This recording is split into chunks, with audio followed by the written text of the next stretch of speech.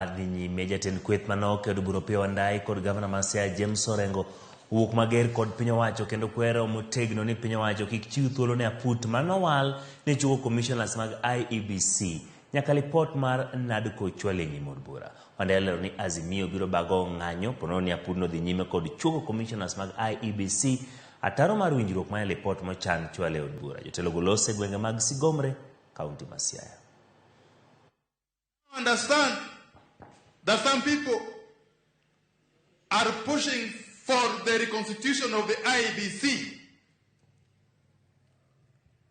through an IEBC selection panel that is now for all intents and purposes moribund.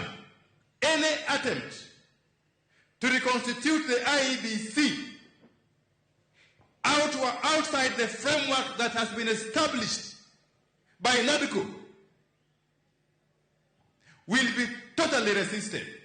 How would you want a good IBC if you know an IBC that works according to your script can make you win an election?